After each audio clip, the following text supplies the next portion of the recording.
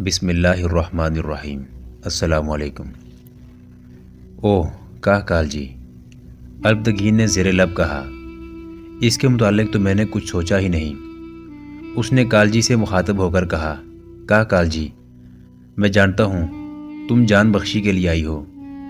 تمہیں شاید احساس نہیں کہ اپنے خاوند کو تم نے مروا دیا ہے۔ تم نے اس پر جادو طاری کر کے اسے غزنی کا غلام بنایا تھا۔ خوارزم کے لوگ اور خوارزم کی فوج کسی غیر ملکی کی غلامی برداشت نہیں کر سکتی۔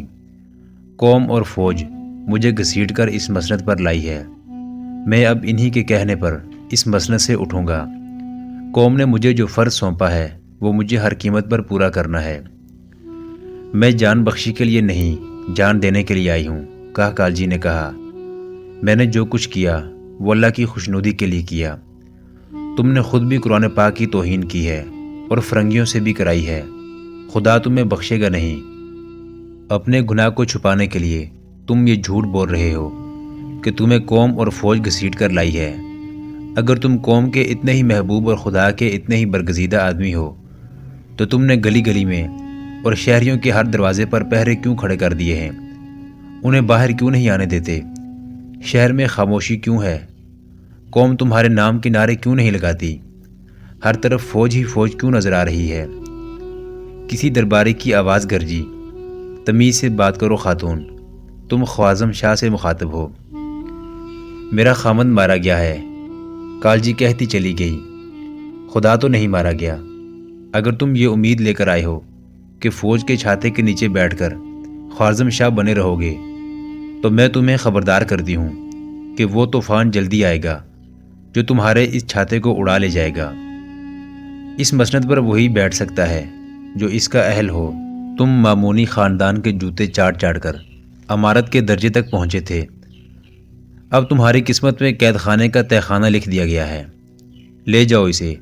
البتگین نے اس کی بات کاٹتے ہوئے کہا، اسے اس کے کمرے میں رکھو اور باہر پہرہ کھڑا کر دو۔ اسے اسی کمرے میں جس میں اس نے پورا 1 سال ازدواجی زندگی کی راتیں گزاری ہیں، نظر بند کر دو۔ میں سلطان محمود کو پیغام بھیجوں گا کہ اگر تم نے خوارزم پر حملہ کیا تو تمہیں اپنی بہن کی چچوڑی ہوئی لاش ملے گی۔ اسے یرغمال میں رکھو لیکن اسے تکلیف نہ ہو۔ میں یہ نہیں کہلوانا چاہتا کہ خوارزم شاہ البتگین نے ایک بے بس عورت پر ظلم کیا تھا۔ آنے والی نسلیں تمہاری قبر پر بھی لعنت بھیجا کریں گی، کال جی نے کہا۔ جس فوج کو کفر کے خلاف حق کے مار کے لڑانے تھے اس سے تم نے اپنے ہی ملک کو فتح کر لیا ہے اور اس فوج کو تم نے حکمران بنا دیا ہے۔ یہ فوج ایک دن بھی لڑنے کے قابل نہیں رہے گی۔ کسی نے کہا کال جی کو بازو سے پکڑا اور اسے اس کے کمرے میں لے کے۔ اس وقت کے ایک مشہور مورخ اور مبصر الفضلی نے اپنی کتاب آثار الوزراء میں لکھا ہے، 4 ماہ تک البتگین خوارزم کا انتہائی ظالم ڈکٹیٹر بنا رہا۔ تمام تر خوارزم پر اس نے دہشت طاری کیے رکھی۔ اپنے آپ کو اسلام کا علم بردار اور پاسبان کہتا رہا، لیکن جس کے منہ سے ذرا سی بھی مخالفانہ بات نکل جاتی تھی اسے قتل کرا دیتا تھا۔ فوج گلیوں میں گھومتی پھرتی رہتی، مخبر لوگوں کی باتیں سنتے رہتے، شک پر بھی لوگوں کو پکڑ کر قید میں ڈال دیا جاتا یا جلاد کے حوالے کر دیا جاتا۔ اشیاء خورد و نوش اور آسودہ زندگی صرف فوج کے لیے رہ گئی تھی۔ یہ 4 مہینے سلطان محمود کیا کرتا رہا؟ اسے اس کامیاب بغاوت کی اطلاع 8ویں روز مل گئی تھی۔ اس کے سامنے 2 مسئلے تھے۔ ایک یہ کہ وہ اتنی زیادہ فوج اور رسد سے حملہ کرنا چاہتا تھا کہ پورے خوارزم کو ایک ہی حلے میں لے لے۔ کشمیر کی شکست کے زخم ابھی پوری طرح ملے نہیں تھے۔ دوسرا مسئلہ یہ تھا کہ وہ اپنی بہن کو فرار کرانا چاہتا تھا۔ آثار الوزراء میں لکھا ہے کہ اس نے اپنی بہن کا مسئلہ اپنی مشاورتی کونسل کے سامنے رکھا۔ سب مشیر اور سالار بھڑکے ہوئے تھے۔ میرا سینہ انتقام کی آگ سے چل رہا ہے، سلطان محمود نے مشاورتی کونسل سے کہا۔ میرا بہنوئی قتل ہو گیا ہے اور میری بہن بیوہ ہو گئی ہے۔ اگر میں نے انتقامی کارروائی کا فیصلہ خود کیا تو یہ میری ذاتی رنجش کا رد عمل ہوگا۔ تاریخ یہ کہے گی کہ میں نے ذاتی انتقام لینے کی خاطر 2 مسلمان فوجوں کا خون بہا دیا ہے۔ آپ صورتحال سامنے رکھ کر مجھے مشورہ دیں۔ یہ بغاوت فرنگیوں نے کرائی ہے اور ایک اسلامی ملک کو تباہی کے راستے پر ڈال دیا ہے۔ کچھ عرصے بعد خوارزم پر فرنگی چھا جائیں گے، اور آپ سمجھ سکتے ہیں کہ اس کے نتائج غزنی کے لیے اور اسلام کے لیے کیا ہوں گے۔ کا کالجی غزنی کی آبرو ہے، وزیر نے کہا، اسے وہاں سے نکالنا ہم سب کے لیے ضروری ہے۔ اگر ہم نے حملہ کیا تو کالجی قتل ہو جائے گی اور اس کے ساتھ نامعلوم کیسا سلوک ہو۔ الپتگین کو پیغام بھیجا جائے کہ وہ کا کالجی کو باعزت طریقے سے واپس کر دے۔ اگر نہ کرے تو چھاپہ ماروں کے ذریعے اسے فرار کرایا جائے اور اس کے بعد خوارزم پر فوج کشی کی جائے۔ سب نے اس کی تائید کی۔ کچھ اور مشورے پیش ہوئے، پھر ایک پلان تیار ہو گیا۔ ایک ایلچی کو اس پیغام کے ساتھ جرجانیہ بھیج دیا گیا کہ کا کالجی کو باعزت طور پر رہا کیا جائے۔ غزنی اور جرجانیہ کے درمیان 700 میل کا فاصلہ تھا، جس میں آدھا علاقہ پہاڑی تھا اور باقی ریگستان، جو صحرائے غز کہلاتا ہے۔ قاصد کو جاتے اور واپس آتے 1 مہینہ لگ گیا۔ وہ کالجی کی رہائی کے پیغام کا یہ جواب لایا کہ الپتگین کو خوارزم شاہ تسلیم کیا جائے اور اس کے ساتھ جنگ نہ کرنے کا معاہدہ کیا جائے۔ الپتگین نے ایلچی کو وہ کمرہ دکھایا تھا جس میں کا کالجی کو رکھا گیا تھا۔ اس کے حکم پر دروازہ کھول کر اسے دکھایا گیا تھا کہ کالجی کو قید خانے میں نہیں بلکہ اس کے اپنے کمرے میں رکھا ہوا ہے۔ یہ اطلاع ان چھاپے ماروں کے کام آئی جنہیں یہ خطرناک کام سونپا گیا کہ وہ کالجی کو وہاں سے فرار کرائیں۔ کالجی کا ملازم جبیس غزنی آ گیا تھا۔ وہ اس کمرے اور اس کے گرد و پیش سے اچھی طرح واقف تھا۔ 4 چھاپہ ماروں کو منتخب کیا گیا، 5واں جبیس تھا۔ 5 غیر معمولی رفتار سے جرجانیہ پہنچ گئے۔ ان کے پاس ایک گھوڑا فالتو تھا۔ انہوں نے ایک سرائے میں قیام کیا۔ ان میں سے ایک کو جبیس نے ساتھ لیا اور اسے محل کے باہر لے گیا۔ شہر میں انہوں نے فوجیوں کو گھومتے پھرتے دیکھا۔ اس سے اگلے روز وہ سرائے سے نکلے تو انہوں نے خوارزم کی فوج کا لباس پہن رکھا تھا اور ان کے ہاتھوں میں جو نیزے تھے ان پر خوارزم کے جھنڈے کے رنگوں والے کپڑے کی جھنڈیاں بندھی ہوئی تھی۔ یہ وہاں کے سوار دستوں کا امتیازی نشان تھا۔ وہ رسالے کے سواروں کی طرح گردنیں تانے اور سینے پھیلائے ہوئے جا رہے تھے۔ گھوڑوں کی چال بتاتی تھی کہ یہ فوج کے سدائے ہوئے گھوڑے ہیں۔ شہر میں انہیں کئی جگہ فوجی ملے جن میں بعض سوار بھی تھے۔ ان 5 نے انہیں مسکرا کر انہی کی زبان اور انہی کے لہجے میں سلام کیا۔ شہری فوج سے اتنے ڈرے ہوئے تھے کہ انہیں دیکھ کر پرے ہٹ جاتے اور سلام کرتے تھے۔ وہ خوارزم کی فوج کا لباس اور نیزوں کی جھنڈیاں اپنے ساتھ لائے تھے اور ان کے گھوڑے فوج کے تھے۔ وہ خود بھی فوجی تھے، اس لیے انہیں اداکاری نہ کرنی پڑی۔ جبیس کی رہنمائی میں وہ محل کے صدر دروازے تک پہنچے۔ وہ بہت بڑا خطرہ مول لے رہے تھے۔ پکڑے جانے کی صورت میں انہیں معلوم تھا کہ انہیں کیسی سزا ملے گی۔ وہ خود اعتمادی سے دروازے میں داخل ہو گئے۔ وہاں کے پہرے داروں نے انہیں اپنی فوج کے سوار سمجھتے ہوئے نہ روکا۔ جبیس انہیں ایک راستے سے ادھر لے گیا جہاں کا کالجی کا کمرہ تھا۔ محل کی اندرونی دنیا میں بھی کئی جگہ فوجی نظر آئے۔ وہ اللہ کا نام لیتے بڑھتے گئے۔ جبیس نے ایک جگہ اپنے ساتھیوں کو روک لیا اور ایک سوار اور فالتو گھوڑے کے ساتھ محل کے کسی حصے میں غائب ہو گیا۔ وہ دونوں گھوڑوں سے اترے اور کا کالجی کے کمرے والی غلام گردش میں چلے گئے۔ آگے سنتری کھڑا تھا۔ یہ کا کالجی کا کمرہ تھا۔ جبیس نے سنتری سے کہا، دروازہ کھولو، خاتون کو خوارزم شاہ الپتگین کا پیغام دینا ہے۔ سنتری نے دروازہ کھول دیا۔ دونوں سنتری کو دھکیل کر اندر لے گئے اور تلواروں کی نوکیں اس کے پہلو سے لگا کر اس کی وردی اتروائی۔ پھر اس کے منہ میں کپڑا ٹھونس کر اس کے ہاتھ پاؤں رسیوں سے باندھ دیے۔ کا کالجی سے کہا کہ وہ فوراً یہ وردی پہن لے۔ وہ جب باہر نکلے تو کالجی وردی میں ملبوس تھی۔ چھاپا ماروں نے دروازہ بند کر کے چٹخنی چڑھا دی اور گھوڑوں پر سوار ہو گئے۔ فالتو گھوڑا کالجی کے لیے لے جایا گیا تھا۔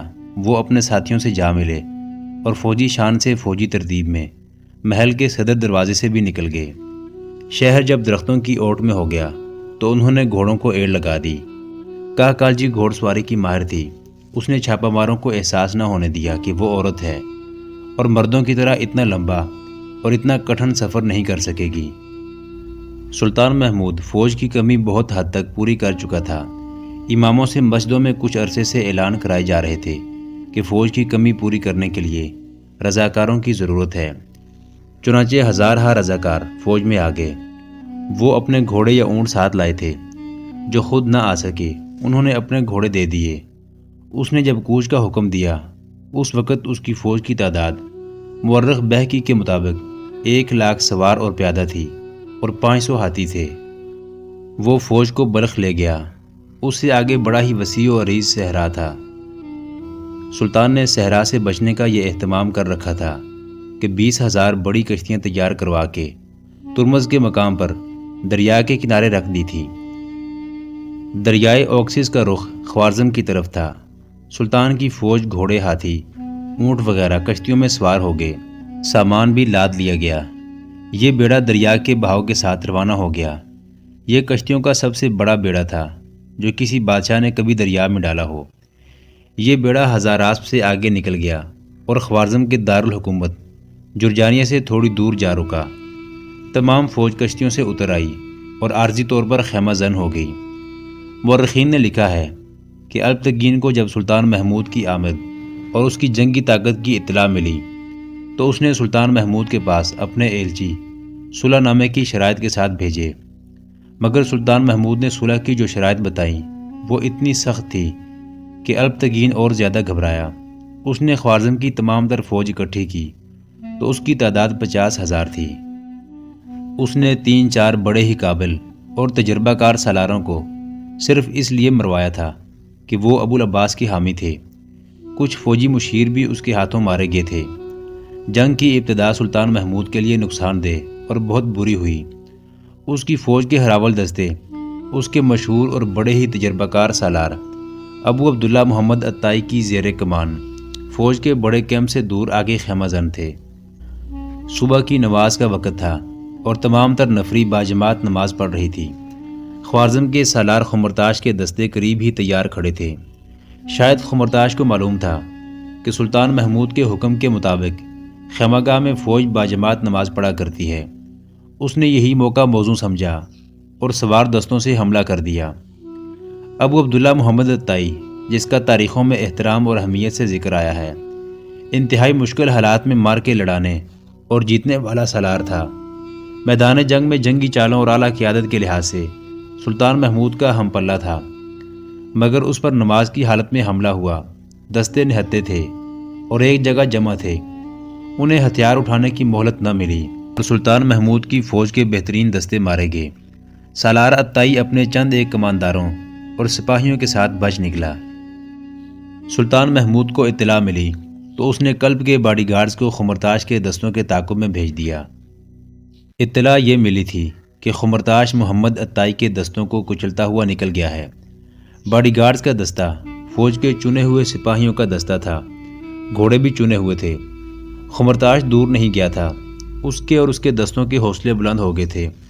وہ پہلے حملے کی کامیابی پر خوش ہو رہے تھے اور ذرا آرام کے لیے رک گئے تھے۔ یہ ریگستان تھا۔ انہیں گرد کے بادل اٹھتے دکھائی دیے۔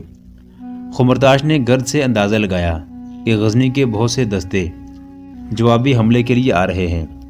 اس نے حملہ روکنے کی تیاری کا حکم دیا۔ سوار گھوڑوں پر سوار ہو گئے۔ سلطان کے باڈی گارڈ کا دستہ گھیرے میں لینے کی ترتیب میں ہو گیا۔ خمرتاش کے سواروں نے گھیرے سے نکلنے کی کوشش کی مگر کامیاب نہ ہو سکے۔ دوڑتے گھوڑوں کی اڑائی ہوئی گرد سے انہیں سلطان محمود کے حملہ آور دستوں کی صحیح نفری کا پتہ نہیں چل رہا تھا۔ وہ آگے بڑھ کر لڑنے کی بجائے پیچھے ہٹنے اور نکل بھاگنے کے لیے لڑ رہے تھے۔ اس مارکے کا فیصلہ بہت جلدی ہو گیا۔ خمرتاش پکڑا گیا اور اس کے دستے کو بہت بری شکست ہوئی۔ سلطان محمود نے رات کو اپنی فوج کو نئے سرے سے منظم کیا۔ فوج کے ایک حصے کو دریا کے کنارے بھیج دیا۔ اس حصے کو وہاں حکم کا انتظار کرنا تھا۔ حکم ملتے ہی انہیں کشتیوں پر سوار ہو کر جرجانیہ کی سمت چلے جانا اور جرجانیہ کے قریب جا کر کشتیوں سے نکل کر شہر پر حملہ کرنا تھا۔ دوسرے دن سلطان محمود نے کوئی حرکت نہ کی۔ وہ تاثر یہ دینا چاہتا تھا کہ وہ ابھی حملے کے لیے تیار نہیں۔ الپتگین فن حرب و ضرب میں اناڑی تھا۔ اس کا ایک سالار خمرتاش قید ہو چکا تھا۔ سالار ابو اسحاق کو اس نے دریا کے قریب کہیں ریزرو میں رکھا تھا۔ دوسرے قابل سالاروں اور نائب سالاروں کو وہ قتل کر چکا تھا۔ وہ سلطان محمود کی چال نہ سمجھ سکا، نہ اس نے سلطان محمود کی فوج کی تقسیم دیکھی۔ اس نے اپنے دشمن کی ترتیب اور تنظیم کا بھی جائزہ نہ لیا اور اس خوش فہمی میں حملہ کر دیا کہ غزنی کی فوج ابھی خیموں میں ہے۔ یہ 408 ہجری 3 جولائی 1017 عیسوی کا دن تھا۔ آثار الوزراء میں الفضلی نے اس مارکے کی جو تفصیل لکھی ہے اس کے مطابق الپتگین نے اپنی فوج کی قیادت خود کی۔ وہ سب سے آگے تھا۔ اس نے دائیں بائیں کا خیال رکھے بغیر سامنے سے حملہ کیا۔ اس وقت کی دیگر تحریروں کے مطابق الپتگین کے سپاہیوں نے بے جگری کے مظاہرے کیے اور بڑی بہادری سے لڑے۔ وہ غزنی کے خلاف نعرے لگا رہے تھے اور انہیں خدا کے بھیجے ہوئے غیب کی خبریں دینے والے فقیروں کا قاتل کہہ رہے تھے۔ ان کے دلوں میں سلطان محمود اور غزنی کی فوج کے خلاف بڑی کاوش سے نفرت پیدا کی گئی تھی۔ وہ نفرت میدان جنگ میں بے پناہ قوت بن گئی تھی۔ اگر فتح صرف بہادری سے لڑنے اور قہر و غضب سے کشت و خون کرنے سے حاصل ہو سکتی تو فتح الپتگین کی تھی، لیکن چالیں سلطان محمود کی عمدہ تھی۔ ایک تو سلطان نے گھوڑے سے اتر کر 2 رکعت نفل پڑھے اور خدا سے مدد مانگی۔ دوسرے، اس نے الپتگین کے دائیں پہلو پر ہاتھیوں سے حملے کا حکم دیا۔ ابھی تک ہاتھی میدان جنگ میں نظر نہیں آئے تھے۔ ہاتھی پہلو سے آئے، تمام ہاتھی چنگاڑ رہے تھے۔ خوارزم کی فوج کبھی ہاتھیوں کے خلاف نہیں لڑی تھی۔ سپاہی گھبرا گئے تھے۔ انہیں معلوم نہیں تھا کہ ہاتھی جتنا ہیبت ناک لگتا ہے اتنا ہی کمزوریوں کا حامل ہے۔ ہاتھیوں کے دائیں اور بائیں پیادہ دستے اور پیچھے گھوڑ سوار تھے۔ ہاتھی دوڑے آ رہے تھے اور زمین ہل رہی تھی۔ الپتگین نے اپنی فوج کو جوش دلایا، مگر سپاہی بکھر گئے۔ 2 ہاتھی کلب میں جا پہنچے جہاں الپتگین تھا۔ کلب نے بہت مقابلہ کیا، مگر الپتگین کے باڈی گارڈ دل چھوڑ گئے۔ شام تک مارکے کا فیصلہ ہو گیا۔ الپتگین بھاگ نکلا، لیکن اسے پکڑ لیا گیا۔ جرجانیہ دارالحکومت تھا، اس پر قبضہ لازم تھا۔ سلطان محمود نے فوج کے اس حصے کو جسے اس نے دریا کے کنارے بھیج رکھا تھا، کشتیوں میں سوار ہو کر جرجانیہ کی طرف جانے کا حکم بھیج دیا۔ یہ فوج ان کشتیوں میں سوار ہو گئی جس کی تعداد کم و بیش 4000 تھی۔ کشتیاں جب جرجانیہ کے قریب پہنچی تو سامنے سے تقریباً 3000 کشتیاں آ رہی تھی۔ صبح طلوع ہو رہی تھی۔ یہ الپتگین کے سالار ابو اسحاق کی فوج تھی جسے الپتگین نے ریزرو میں رکھا ہوا تھا، مگر اسے آگے بلانے کی مہلت نہ ملی۔ ابو اسحاق نے اپنے طور پر دیکھ لیا تھا کہ غزنی کی کچھ فوج دریا کے کنارے حکم کا انتظار کر رہی ہے۔ وہ اس چال کو سمجھ گیا۔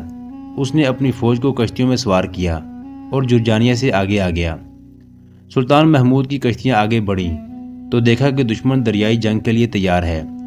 دونوں فوجیں دریا میں ٹکرا گئیں۔ کشتیاں قریب کر کے سپاہی ایک دوسرے کی کشتیوں میں کود کر دست بدست مارکا لڑ رہے تھے۔ کشتیاں ایک دوسری سے ٹکرا رہی تھیں، الٹ بھی رہی تھیں۔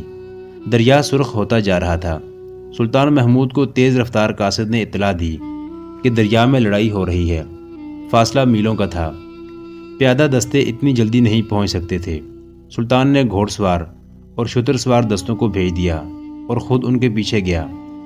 یہ دستے جب دریا کے کنارے پہنچے تو دریا میں دور دور تک دونوں فریقوں کی کشتیاں ایک دوسری میں گڑ مڑ تھیں۔ شتر سواروں نے دریا کے کنارے سے کشتیاں پہچان کر تیر چلائے۔ بعض گھوڑ سواروں نے یہاں تک شجاعت کا مظاہرہ کیا کہ گھوڑے دریا میں ڈال دیے، لیکن زیادہ گہرے پانی میں نہ گئے۔ سلطان محمود نے آ کر صورتحال دیکھی تو اس نے گھوڑ سواروں کو دریا سے نکل آنے کا حکم دیا۔ اس وقت ایک وقائع نگار ابن اسفند یارولی نے لکھا ہے کہ دارالحکومت جرجانیہ کے لوگ 4 مہینوں میں ہی الپتگین کی فوجی حکومت سے اس قدر بدحال ہو گئے تھے کہ ہر کسی پر گرفتاری کا خوف طاری رہتا تھا۔ بد نظمی ایسی کہ عدل و انصاف ناپید ہو گیا۔ سپاہی کی بات حکم کی حیثیت رکھتی تھی۔ ان لوگوں کو پتہ چلا کہ دریا میں غزنی اور خوارزم کی فوج کی لڑائی ہو رہی ہے، اور پھر صحرا کی لڑائی سے بھاگے ہوئے سپاہیوں سے پتہ چلا کہ الپتگین اور خمرتاش پکڑے گئے ہیں، تو شہر کے لوگ نیزے، بھالے، تلواریں اور جو ہتھیار ہاتھ لگا اٹھا کر گھروں سے نکل آئے اور اس فوج پر ٹوٹ پڑے جو شہر اور محل کے دفاع کے لیے وہاں موجود تھی۔ دریا کی یہ سب سے بڑی لڑائی سورج غروب ہونے سے کچھ دیر پہلے اس طرح ختم ہوئی کہ خوارزم کے سالار ابو اسحاق کو، جو دریا کے کنارے پر کہیں اپنے دستوں کو احکام دے رہا تھا، شہر کے لوگوں کی بغاوت کی اطلاع ملی تو وہاں سے فرار ہو گیا۔ بعد میں اس کے اپنے سپاہیوں نے اسے پکڑ کر غزنی کی فوج کے حوالے کر دیا تھا۔ لوگ فوج کے خلاف اس قدر بھڑکے ہوئے تھے کہ ان میں سے بعض دریا پر جا پہنچے اور غزنی کی فوج کی مدد کی۔ سب سے زیادہ بھڑکا ہوا تو سلطان محمود تھا۔ ابن اسفندیار اور بہکی لکھتے ہیں کہ سلطان دریا کے کنارے گھوڑا دوڑاتا اور تیر اندازوں کو احکام دیتا تھا۔ اس کے منہ سے جاگ پھوٹ رہی تھی۔ رات بھر غزنی کی فوج قیدیوں کو پکڑتی اور اپنی لاشوں اور زخمیوں کو سنبھالتی رہی۔ سلطان بھی رات بھر جاگتا رہا۔ اس کے پاس خوارزم کے ایسے شہری اور فوجی حکام آگے تھے جنہوں نے ان افراد کی نشاندہی کی جو ابو العباس کے قتل میں شامل تھے اور جنہوں نے اس کا تختہ الٹنے میں کوئی نہ کوئی کردار ادا کیا تھا۔ رات سے ہی پکڑ دھکڑ شروع ہو گئی تھی۔ اگلے روز الپتگین، سالار ابو اسحاق اور سالار خمرتاش کو سلطان کے سامنے پیش کیا گیا۔ اس دور میں 3 مبصروں اور تاریخ نویسوں بہکی، عتبی اور گردیزی نے ان سزاؤں کی جو ان تینوں کو اور ان کے معاونین اور مشیروں کو سلطان نے دیں تفصیل لکھی ہے۔ وہ لکھتے ہیں کہ سلطان محمود کو اتنے قہر اور غضب میں کبھی نہیں دیکھا گیا تھا۔ اس نے ان لوگوں کو جو سزائیں دی ان کے تصور سے سلطان خود بھی کانپ اٹھا ہوگا۔ وہ ظالم اور قہار سلطان نہیں تھا، لیکن وہ اپنے قابو میں نہیں رہا تھا۔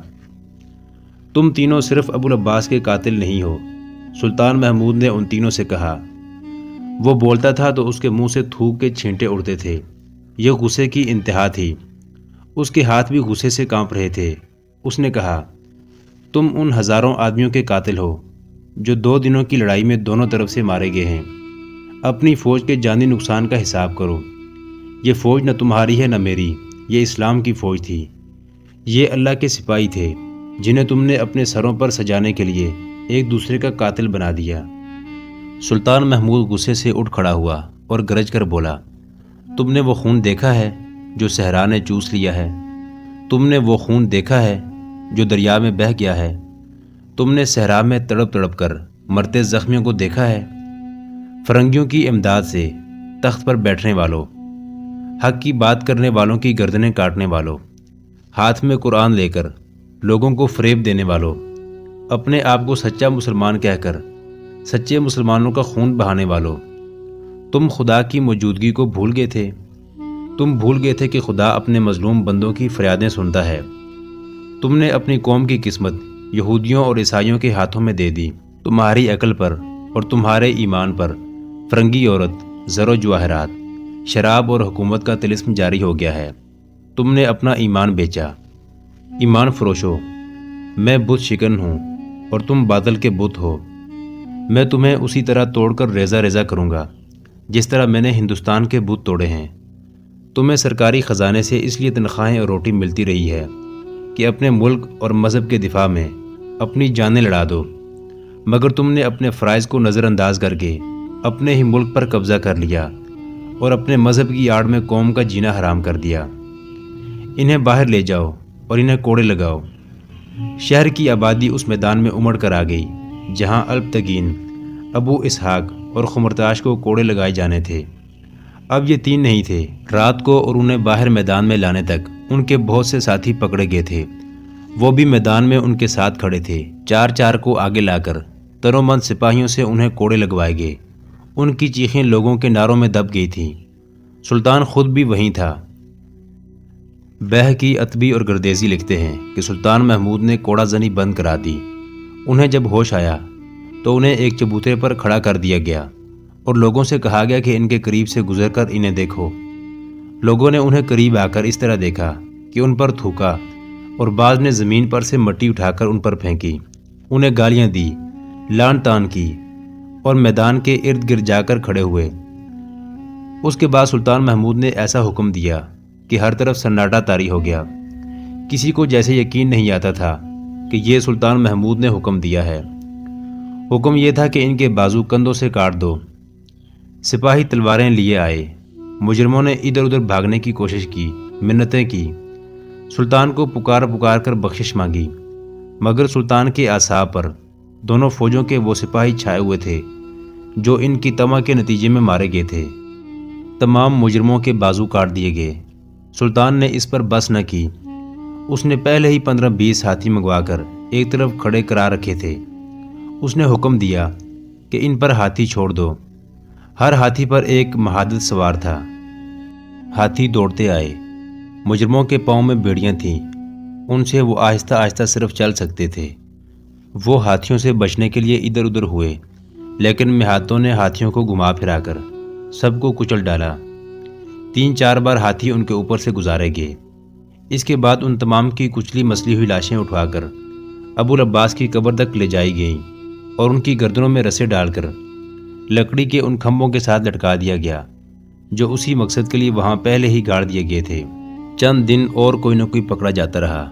اس کا جرم ثابت ہونے پر اسے یہی سزا دی گئی، پھر پکڑ دھکڑ بند کر دی گئی۔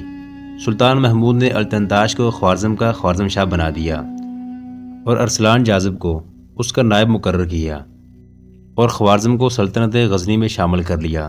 ان دونوں نے جاسوسی اور مخبری کے نظام کو، جسے دیوان شغل اشراف مملوکات کہا جاتا تھا، خوب استعمال کیا۔ سلطان محمود کا یہ محکمہ آج کی انٹیلیجنس کا کام کرتا تھا۔ اس میں کام کرنے والوں کو مشرف کہا جاتا تھا۔ دشمن کے ملک میں اس ملک کے جس باشندے کو اپنا مخبر یا ایجنٹ بنایا جاتا اسے بھی مشرف کہتے تھے۔ بہکی نے لکھا ہے کہ مشرفوں کو سلطان محمود بے دریغ تنخواہیں اور الاؤنس اور انعامات دیا کرتا تھا۔ ان کے اہل و عیال کو وہ الگ وظیفے دیتا تھا۔ اس مورخ کے مطابق سلطان محمود کے مشرف اتنے ہوشیار تھے کہ اپنے دشمن ملک کے بادشاہ کی سانسیں بھی گن لیا کرتے تھے۔ التمتاش اور ارسلان جاذب نے اس محکمے کے بڑے ہوشیار اور ذہین مشرف غزنی سے بلائے، کچھ خوارزم سے لیے اور ان زمین دوز تخریبی کارروائیوں کا سراغ لگا لیا جو یہودیوں اور عیسائیوں نے ابھی تک جاری رکھی ہوئی تھیں۔ انہیں اور ان کے مقامی ایجنٹوں کو گرفتار کر کے ویسی ہی سزائیں دی گئیں جیسی الپتگین وغیرہ کو دی گئی تھیں۔ شہریوں کے بنیادی حقوق بحال کر کے ان میں خود اعتمادی پیدا کر دی گئی۔ سلطان محمود جب غزنی کو واپس جا رہا تھا تو صحرا میں اس جگہ رک گیا جہاں دونوں فوجوں کی لڑائی ہوئی تھی۔ وہ بہت دیر وہاں کھڑا ادھر ادھر دیکھتا رہا۔ وہاں ابھی تک گدھ، گیدڑ اور کتے لاشوں کی ہڈیاں نوچ رہے تھے۔ سلطان محمود کی آنکھوں میں آنسو آ گئے۔ اس نے فاتحہ کے لیے ہاتھ اٹھائے اور جب اس نے ہاتھ منہ پر پھیرے تو ہاتھ آنکھوں پر ہی رہنے دیے۔ وہ سسکیاں لے رہا تھا۔ دلی کے جنوب مشرق میں تقریباً 200 میل دور گنگا کے دائیں کنارے پر کنوج نام کا ایک شہر ہے۔ سلطان محمود غزنوی کے زمانے میں کنوج ایک طاقتور ہندو ریاست کی راجدھانی تھی۔ وہاں کے مہاراجا کا نام راجیا پال تھا۔ مورخ لکھتے ہیں کہ شمالی ہند میں کنوج کے راجکماروں کو باعزت مقام حاصل تھا۔ دلی سے 80-85 میل جنوب میں جمنا کے کنارے متھرا کا شہر ہے جو ہندوؤں کے مطابق 4000 سال سے مقدس چلا آ رہا ہے۔ ان کا کرشن مہاراج متھرا میں ہی پیدا ہوا تھا۔ آج بھی ہر سال دور دور سے ہندو متھرا جاتے اور عبادت کرتے ہیں۔ متھرا میں ایک بڑے مندر کے علاوہ چند اور چھوٹے مندر تھے۔ یہ تراشے ہوئے پتھروں سے تعمیر کیے گئے تھے۔ ان کے کمرے راہداریاں اور اندرونی راستے بھول بھلائیوں جیسے تھے۔ شہر کے ارد گرد مضبوط دیوار تھی اور ایک قلعہ بھی تھا۔ متھرا الگ ریاست نہیں تھی۔ ان کے دفاع کی ذمہ داری کنوج کے مہاراجا راجیا پال اور پڑوس کی ایک چھوٹی سی ریاست مہابن کے حکمران رائے کول چند نے سنبھال رکھی تھی۔ کچھ اور رائے اور راجے بھی تھے جنہوں نے متھرا کے دفاع کے لیے اپنی فوجی نفری دے رکھی تھی۔ متھرا ملحق ریاست مہابن کے گھنے جنگلوں کا علاقہ تھا۔ راجدھانی کا نام مہابن تھا۔ یہ بھی جمنا کے دائیں کنارے پر واقع تھا اور یہ متھرا سے 50 میل کے لگ بھگ دور تھا۔ سلطان محمود غزنوی کے زمانے میں ان ریاستوں کی بڑی آب و تاب تھی، مگر سلطان ان پر آسیب کی طرح سوار ہو گیا تھا۔ وہ تھانی سر تک کے بت توڑ کر وہاں اپنی چوکیاں قائم کر گیا تھا۔ پنجاب کا مہاراجا بھیم پال نڈر بھی اس کا باج گزار تھا۔ چھوٹے چھوٹے رائے اور راجے تو سلطان محمود کے نام سے بھی ڈرتے تھے۔ 1017 عیسوی میں جب سلطان محمود نے خوارزم کو سلطنت غزنی میں شامل کر لیا، متھرا میں ہندوؤں کا سالانہ اجتماع تھا۔ یوں لگتا تھا جیسے تمام تر ہندوستان کی آبادی متھرا میں آ گئی ہو۔ شہر میں بڑے بندر میں اور دریا کے کنارے مرد اور عورتیں چیونٹیوں کی طرح نظر آتی تھیں۔ کوئی جگہ خالی نہیں تھی۔ شہر کے باہر چھوٹے بڑے ہزاروں خیمے نصب تھے۔ شہر سے 2-3 میل دور جنگل میں کہیں کہیں رنگا رنگ کپڑوں کے محل کھڑے نظر آتے تھے۔ یہ راجوں مہاراجوں کے شامیانے اور کناتیں تھیں۔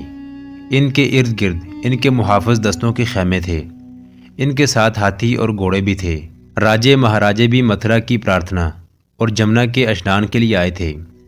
زیادہ وسیع اور دلکش قیام گاہ مہاراجہ کنوج راجیا پال کی تھی، اور ویسی ہی قیام گاہ پنجاب کے مہاراجہ بھیم پال نڈر کی تھی۔ ان کے اندر جا کر کوئی کہہ نہیں سکتا تھا کہ یہ شامیانے اور کناتے ہیں۔ رنگا رنگ فانوسوں، کندیلوں اور ریشمی پردوں نے محل کا سما باندھ رکھا تھا۔ راجوں مہاراجوں کی بیویاں اور ناچنے گانے والیاں بھی ساتھ تھیں، مگر متھرا کے پنڈتوں کے تیور دیکھ کر کسی کو رقص و سرور کی محفل گرم کرنے کی جرت نہیں ہوتی تھی۔ یہاں تو ہر سال میلے کا سما ہوا کرتا تھا۔ باہر کے آئے ہوئے لوگ بھی ناچا اور گایا کرتے تھے، مگر اب چیونٹیوں جیسے اس ہجوم پر اداسی بھی طاری تھی اور دہشت بھی۔ محترم ناظرین، سلطان محمود غزنوی کی تاریخ پر مشتمل سیریز دیکھنے کے لیے چینل کو سبسکرائب ضرور کر لیں۔ گزشتہ اقساط دیکھنے کے لیے چینل پر پلے لسٹ کا وزٹ کریں۔ ویڈیو کو لائک اور شیئر ضرور کیجیے۔ آج کی قسط کے بارے میں کمنٹ باکس میں اپنی رائے سے آگاہ ضرور کریں۔ اللہ آپ کا حامی و ناصر ہو۔